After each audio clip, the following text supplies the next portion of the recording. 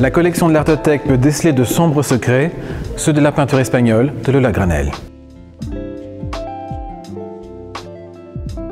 Titre Hommage à Luis Cernuda, année de production 2000, auteur Lola Granell, technique mixte sur bois, format de l'œuvre 64 par 68 cm, format du cadre 70 par 76 cm. Elle participe à l'exposition Mouvement en noir et blanc à la Maison de janvier à mars 2004. Qui est Lola Granell?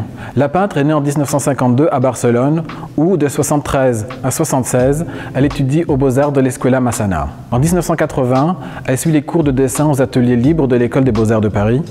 En 1993, elle s'installe en Picardie où elle enseignera. Lola Granell a débuté comme peintre spécialiste du trompe-l'œil et si son travail a beaucoup évolué, l'artiste continue de jouer de notre perception des images. Dédoublement des formes, transparence des matières, elle laisse le spectateur libre de choisir son point de vue sur ses œuvres qui semblent en mouvement perpétuel.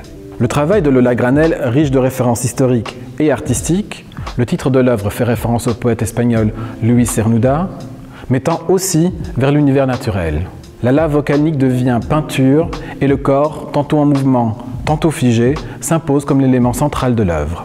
Mais derrière la pureté des matériaux et la légèreté apparente des silhouettes, on découvre une démarche engagée et un regard grave, mais malgré tout, plein d'espoir sur notre condition humaine.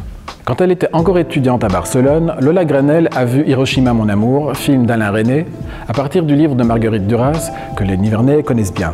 Dans le film, on peut voir des extraits documentaires du moment de l'explosion de la première bombe atomique lancée sur des populations civiles. Ce moment documentaire a beaucoup frappé la jeune artiste d'alors. Et une image en particulier est restée gravée dans son inconscient. Au moment de l'explosion, des gens sont restés comme gravés sur les murs, car ils ont été projetés et détruits par la puissance de la bombe. Cette image était sidérante par sa violence, mais aussi parce que pour la première fois dans l'histoire de l'humanité, une personne avait été fossilisée par la main de l'homme, en quelques secondes, comme par une coulée de lave, à la seule différence que, cette fois-ci, il ne s'agissait pas d'une catastrophe naturelle, mais de résultats approuvés et réfléchis par des êtres humains. Le travail de l'artiste a parcouru un long chemin depuis, mais à l'origine, quand elle a commencé ses premiers tableaux, elle a été surprise par la similitude avec cette image qui l'avait tant touchée. Dans le livre Hiroshima mon amour, il y a cette phrase qui revient tout le long, « Vivre à Nevers ».